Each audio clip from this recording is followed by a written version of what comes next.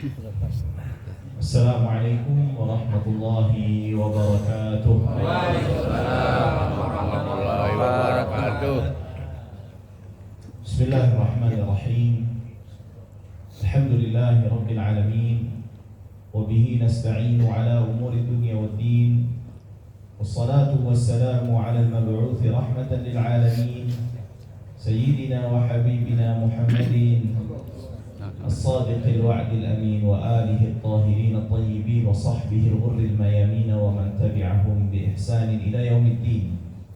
اللهم علمنا ما ينفعنا وانفعنا بما علمتنا وزدنا علما وعملا وإخلاصا وأدبا ينفعنا وألحقنا بعبادك الصالحين. آمين آمين يا رب العالمين. Jamaah sekalian, jamaah salat subuh Masjid Al-Iman yang semoga selalu diberkahi, dilindungi serta dimuliakan oleh Allah Subhanahu wa taala. Pertama-tama dan yang paling utama hendaknya kita untuk tidak lupa untuk memanjatkan rasa syukur kita kehadirat Allah Subhanahu wa taala atas segala limpahan nikmat, karunia, anugerah yang Allah Subhanahu wa taala senantiasa berikan kepada kita semuanya. Amin. Karena dengan nikmat atau dengan rasa syukur itu, dengan bersyukurnya kita, itu satu-satunya cara untuk mengembangkan, mengekalkan anugerah yang Allah Subhanahu wa taala telah berikan kepada kita semuanya. Jamaah sekalian, kita semua berkumpul di sini untuk sama-sama saling memberikan nasihat dan mendengarkan apa yang terbaik daripada yang disampaikan berupa firman Allah Subhanahu wa taala dan hadis-hadis Nabi Muhammad sallallahu alaihi wasallam yang dibacakan, serta juga pujian-pujian kepada Allah Subhanahu wa taala dan Rasulnya yang mulia Nabi Muhammad sallallahu alaihi wasallam. Maka ketahuilah, berkumpulnya kita di sini berzikir memuji kepada Allah Subhanahu wa taala itu memiliki satu keutamaan, memiliki satu fadilah yang sangat amat besar di sisi Allah Subhanahu wa taala. Bahkan keutamaan tersebut tidak akan atau tidak hanya dirasakan oleh mereka yang ikut berzikir, menggerakkan lisan mereka untuk berzikir kepada Allah Subhanahu wa taala. Siapapun yang hadir di sini dengan izin Allah Subhanahu wa taala juga akan mendapatkan keutamaan anugerah dari Allah Subhanahu wa taala yang besar. Hal ini sebagaimana yang disampaikan oleh Nabi Muhammad sallallahu alaihi wasallam di dalam salah satu hadisnya yang mulia yang dikeluarkan oleh Imam Al-Bukhari dari jalan sahabat Abu Hurairah radhiyallahu taala anhu qala Rasulullah sallallahu alaihi wasallam, Rasulullah sallallahu alaihi wasallam bersabda, "Inna lillahi malaikatan yatufuna fit turuqi yaltamisuna ahla dzikr." Sesungguhnya Allah Subhanahu wa taala itu memiliki satu malaikat atau memiliki malaikat yang tugasnya itu mengitari dunia untuk mencari mereka yang berzikir kepada Allah Subhanahu wa taala. Fa'idha wajadu qawman yadhkuruna Allah, jika malaikat tersebut menemukan, bertemu dengan satu majlis yang dimana majlis tersebut berisikan orang-orang yang berzikir kepada Allah Subhanahu wa taala, tanadau, para malaikat itu akan saling memanggil satu sama lainnya, halummu ila hajatikum, kemarilah, datangilah apa yang menjadi tujuan kalian semua. Yaitu tujuan mereka untuk ikut serta bersama orang-orang yang berkumpul mengingat Allah Subhanahu wa ta'ala. Lalu fayahuffunahum biajnihatihim ila samai dunya, sehingga malaikat yang ketika sudah datang itu menaungi mereka yang berzikir kepada Allah Subhanahu wa ta'ala, bahkan berkumpul juga bersama mereka sampai perkumpulan tersebut membumbung tinggi ke atas langitnya Allah Subhanahu wa ta'ala. Qal fayas'aluhum rabbuhum, lalu Allah Subhanahu wa ta'ala bertanya kepada malaikat yang berkumpul tersebut, wa huwa a'lamu minhum, sedangkan Sedangkan Allah Subhanahu wa ta'ala tentu lebih mengetahui daripada malaikat yang ditanya oleh Allah Subhanahu wa ta'ala. Ma yaqulu ibadi, apa yang diucapkan oleh hamba-hambaku tersebut? Qala taqulu yusabbihunaka wa yukabbirunaka wa yahmadunaka wa yumajjidunak. Mereka mengucapkan, tidak keluar daripada bertasbih, tidak juga keluar daripada bertakbir, dan juga bertahmid, dan juga bertamjid. Fayaqulu hal ra'auni, lalu Allah Subhanahu wa ta'ala kembali bertanya kepada malaikat-malaikat tersebut, apakah mereka semua telah melihatku? Lalu para malaikat itu menjawab, la wallahi ma ra'auna. Tidak, demi Allah, mereka tidak pernah melihatmu, wahai Allah. Lalu Allah Subhanahu wa ta'ala bertanya kembali kepada para malaikat, wa kaifa law ra'auna.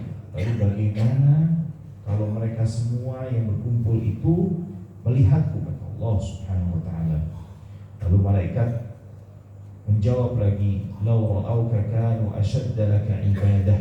Sungguh kalau mereka sampai melihatmu, wahai Allah Subhanahu wa ta'ala, maka akan semakin giat lagi ibadah mereka yang mereka lakukan.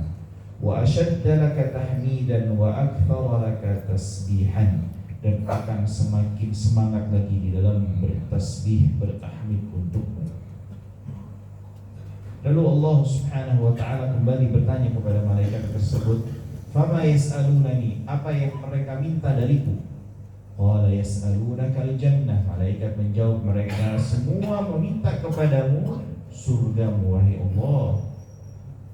Lalu Allah Subhanahu wa ta'ala kembali bertanya kepada malaikatnya, hal ra'auha, apakah mereka semua yang meminta surgaku tersebut telah melihatnya? Malaikat kembali menjawab, la wallahi ya Rabb ma ra'auha. Sungguh demi Allah, mereka belum sama sekali pernah melihat surgamu. Wa kaifa law ra'awnahum, bagaimana kalau mereka sampai melihatnya? Law annahum ra'auha kanu ashadda 'alaiha hirsan wa ashadda laha talaban wa a'zama fiha raghbatan. Sungguh demi Zat-Mu yang maha mulia. Para malaikat itu menjawab, kalau sekiranya mereka semua melihat surgamu, wahai Allah, sungguh mereka akan lebih semangat lagi. Itu akan menjadi sebagai tujuan yang paling utama, mengalahkan seluruh ambisi yang mereka miliki dan punyai ketika mereka ada di dunia.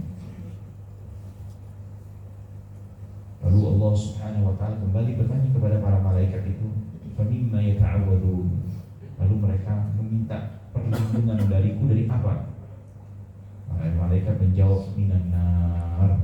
Mereka mau minta perlindungan kepadamu dari api neraka. Lalu Allah Subhanahu wa ta'ala kembali menanyakan, hal ra'auha, apakah ia atau orang-orang tersebut pernah melihat nerakaku? Lalu malaikat menjawab, la wallahi ya Rabb ma ra'auha. Tidak ya Allah, demi Allah, demi Zat-Mu yang maha mulia, mereka sama sekali tidak pernah melihatnya. Allah kembali bertanya, wa kaifa la ra'auha, bagaimana kalau mereka sampai pernah melihat neraka? Lalu para malaikat menjawab, law ra'auha kanu ashadda minha firaran. Sungguh kalau mereka pernah melihat sebentar saja neraka, wahai Allah, pasti itu akan menjadi hal yang paling mereka takuti dan paling mereka hindari. Lalu Allah Subhanahu wa ta'ala berfirman, fa ushhidukum, maka aku bersaksi untuk kalian, anni qad ghafartu lahum, sungguh aku telah mengampuni mereka semua. Jadi bergembiralah Bapak-bapak sekalian yang hadir di sini. Insyaallah dengan izin Allah Subhanahu wa ta'ala kita duduk di sini berkumpul, berzikir kepada Allah Subhanahu wa ta'ala, mendengar ayat-ayat Al-Quran yang dibacakan tadi, dan juga zikir-zikir yang dipanjatkan, serta mendengarkan nasihat-nasihat, itu akan menjadi asbab terbesar dosa kita diampuni oleh Allah Subhanahu wa ta'ala. Lalu percakapan tersebut belum berhenti di situ, Bapak-bapak sekalian. Para malaikat bertanya kembali kepada Allah, ya Allah, fihim fulanun laisa minhum. Ya Allah, ada orang di perkumpulan itu yang tujuannya bukan mau berzikir juga, ya mau nagih hutang kali, ya, mau ketemu orang ya kan, atau ya ada hajat kepentingan yang lainnya di luar daripada tujuan majelis itu diselenggarakan. Lalu Allah Subhanahu wa taala menjawab ya laporan yang malaikat tersebut dengan firman-Nya, humul julasa la yashqa bihim jalisuhum. Mereka adalah teman duduk orang-orang yang berzikir itu, teman duduk yang tidak akan sengsara orang yang ikut duduk menyertai mereka. Gak akan celaka, tidak akan rugi siapa saja yang ikut serta duduk bersama mereka, walaupun tidak mengikuti apa yang mereka lakukan. Jadi ini sebuah kemuliaan yang besar bagi mereka yang hadir kepada di dalam menghadiri majlis zikir, mengingat Allah, memuji Allah, ya, mempelajari syariat Allah Subhanahu wa taala. Siapa saja yang hadir di sini dengan izin Allah Subhanahu wa taala akan diampuni, siapapun orangnya.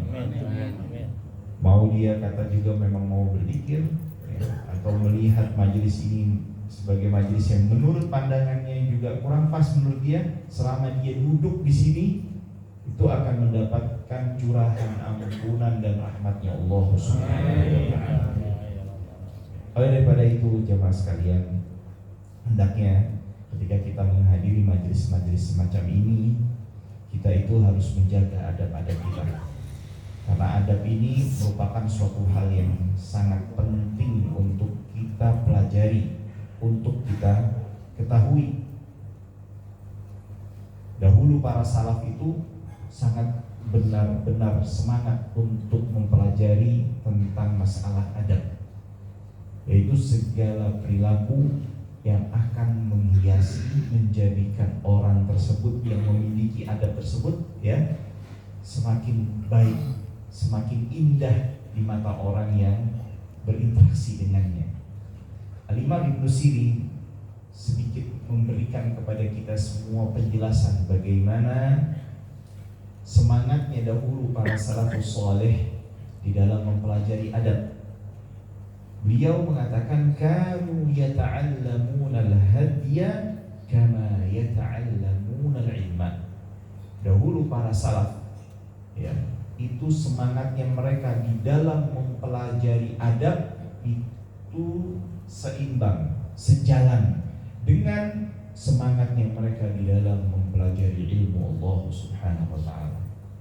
Kita kalau dengar para salaf itu bapak-bapak, kalau belajar ilmu itu wah luar biasa. Banyak kisah-kisah yang sangat amat luar biasa yang menjadi teladan untuk kita semua di dalam semangat mempelajari ilmu.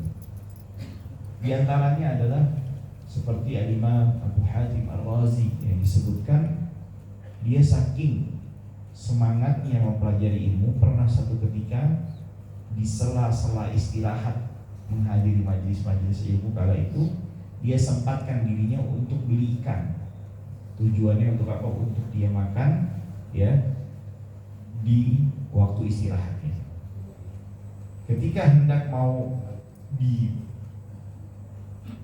ikan, kalau bahasa kita sekarang ya, tiba-tiba terdengar pengumuman satu majelis hadis, majelis pembacaan hadis ya, itu akan diselenggarakan kembali. Maka seketika itu juga beliau meninggalkan ikan yang sudah dibelinya yang hendak akan ia masak. Nah itu kalau dulu bapak sekalian, majelis hadis itu majelis pembacaan hadis itu nggak kayak kita sekarang 30 menit, 40 menit ya. Enggak, bisa seharian, bisa 2 harian, bisa berhari-hari lah ya.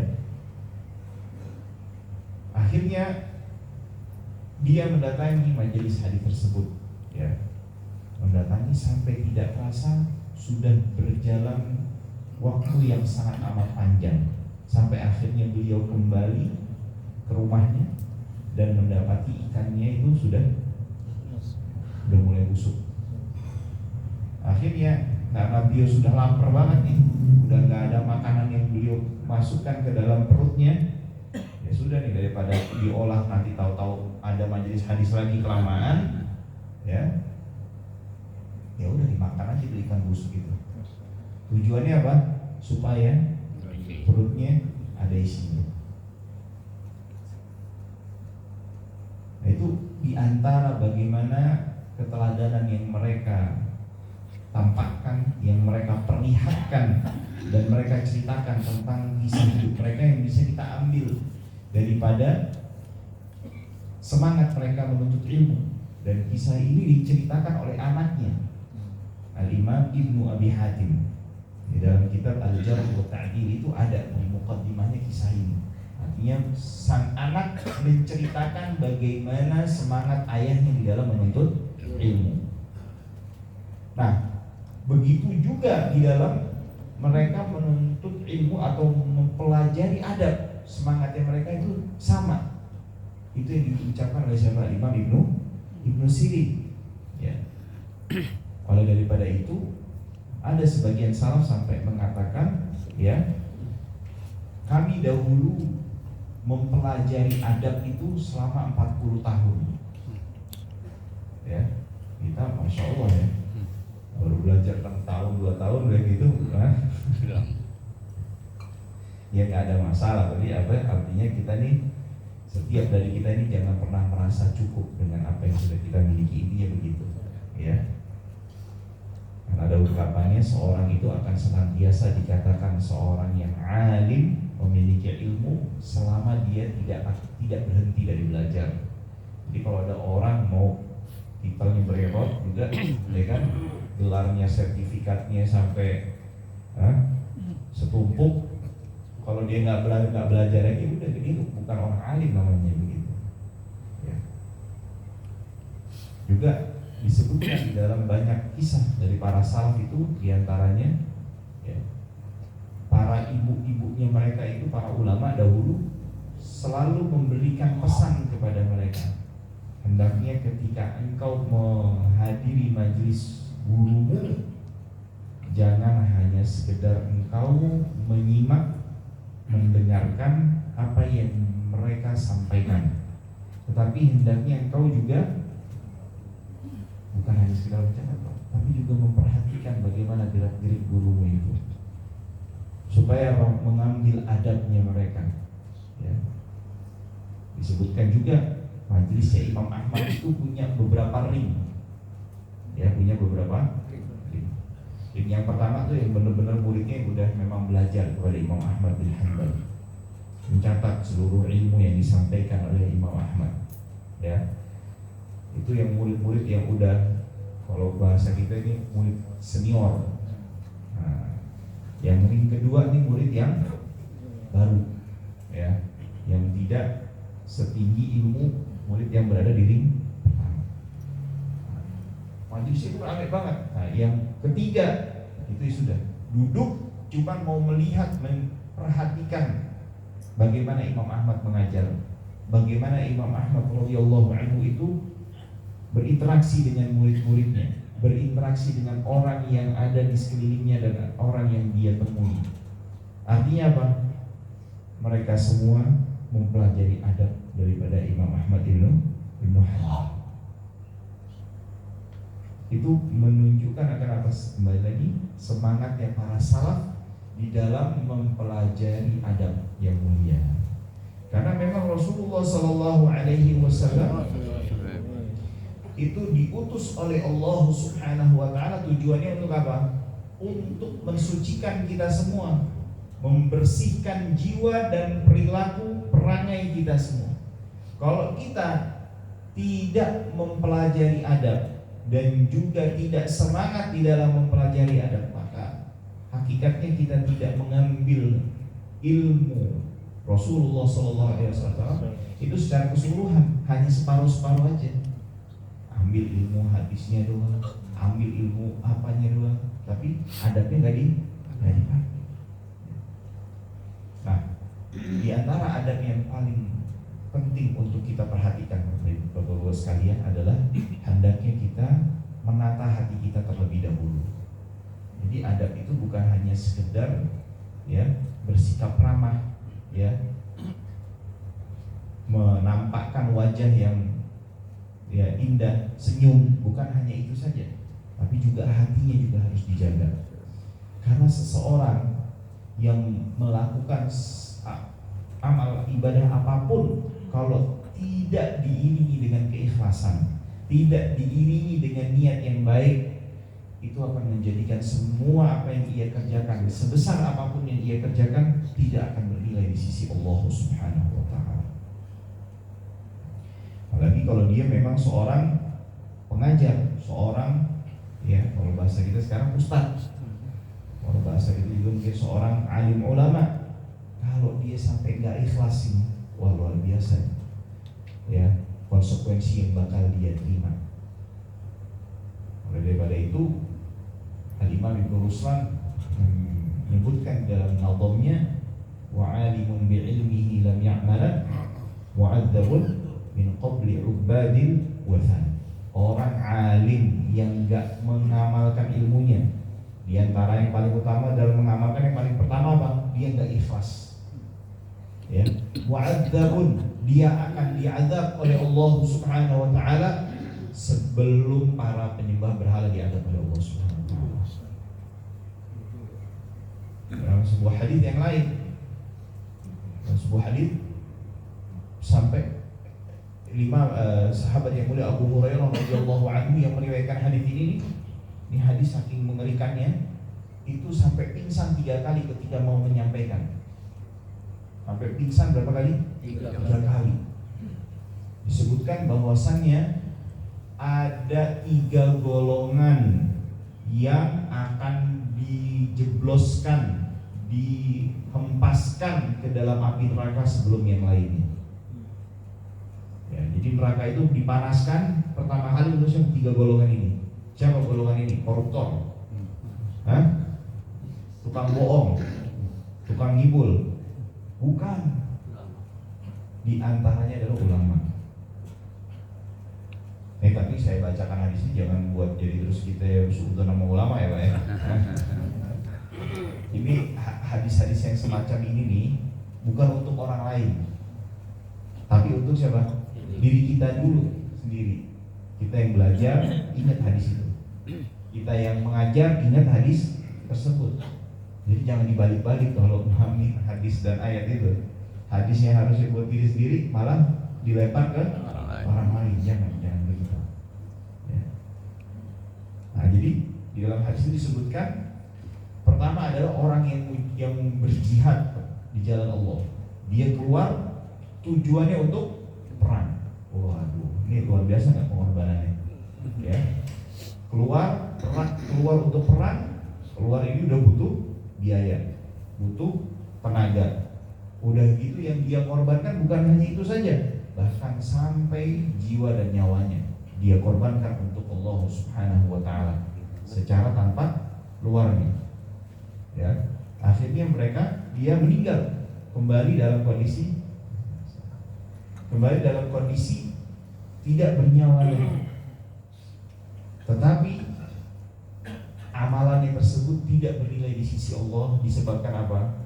Kata Allah, engkau melakukan hal tersebut agar dikatakan engkau adalah seorang pemberani. Terus yang kedua adalah orang yang suka berinfak, bersedekah. Ya. Tapi infak sedekahnya harus disebut.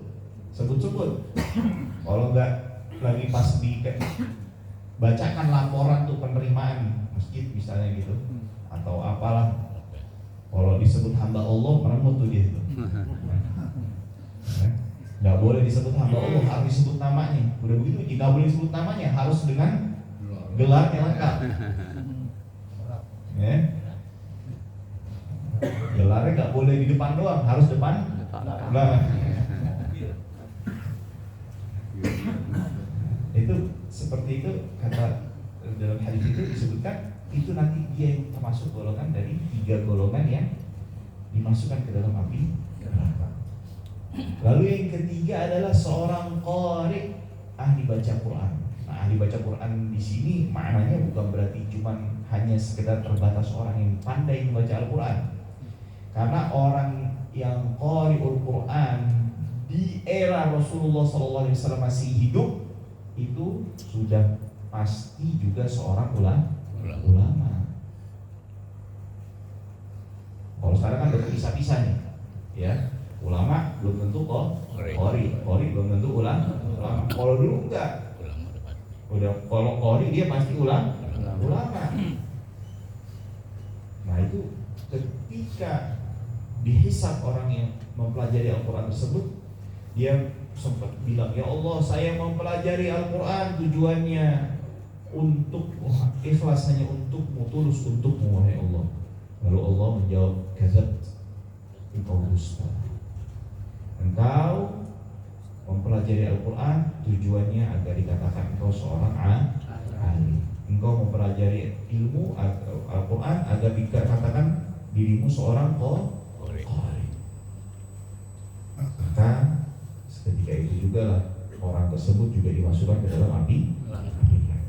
Ini penting. Jadi masalah yang pertama adalah apa? Ikhlas. Karena dengan ikhlas itu amalan yang sedikit pun itu akan bisa menjadi besar di sisi Allah Subhanahu wa taala. Bagaimana itu? Maksudnya Ustaz? Contoh, orang punya duit 100.000, gitu di kantongnya dia tinggal 100.000, udah gak ada lagi, cuma itu aja, ya. Dia sumbang 10.000 ikhlas. Ada orang nyumbang 1 miliar. Tujuannya apa ya? Biar dibilang, wah masya Allah nih bapak nih, wah dermawan, ya.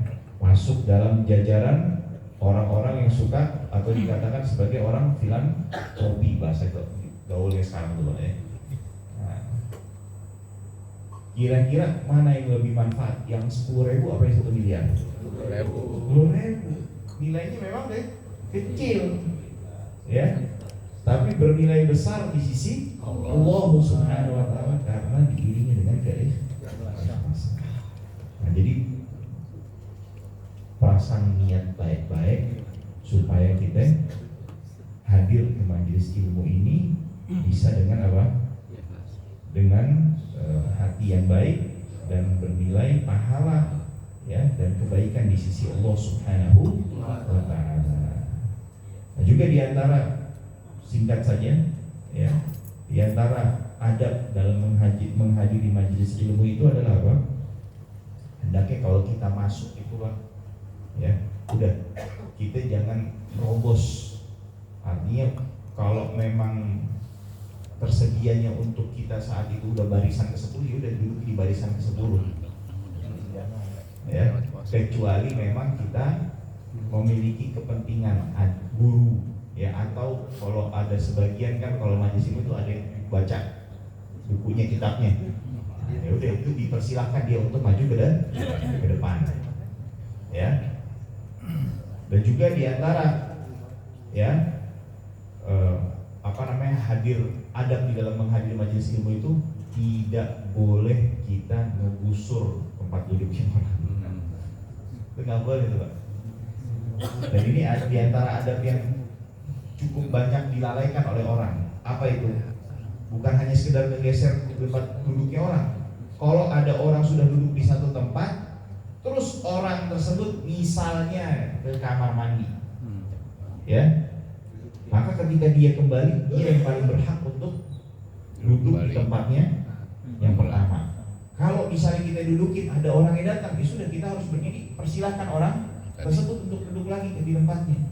Kalau disilahkan kita untuk menduduki tempatnya, baru kita, itu adat luar biasa Islam, ya. Nah, padahal ini kan bisa dikatakan tempat umum, ya bener, ya. Tapi kalau udah ada orang duluan yang dudukin, dia nggak boleh kita ambil tempatnya.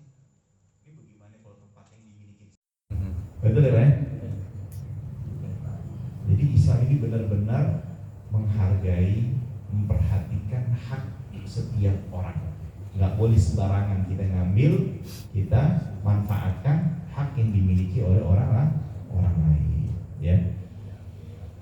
Nah, itu saja yang bisa saya sampaikan. Soalnya dari pesan-pesan, Pak, ya.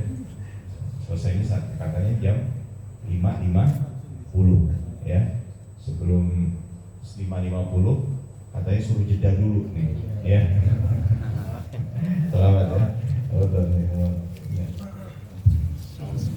Allahumma salli ala sayyidina Muhammad wa ashghilil zalimin bil zalimin. Allahumma salli ala sayyidina Muhammad wa ashghilil zalimin bil zalimin. وأخرجنا من بينهم سالمين وعلى آله وصحبه أجمعين. اللهم صل على سيدنا محمد وأشغل بالظالمين. اللهم صل على سيدنا محمد واشغل الظالمين بالظالمين واخرجنا من بينهم فائزين وعلى آله وصحبه أجمعين. اللهم صل على سيدنا محمد وأشغل الظالمين بالظالمين. اللهم صل على سيدنا محمد واشغل الظالمين بالظالمين.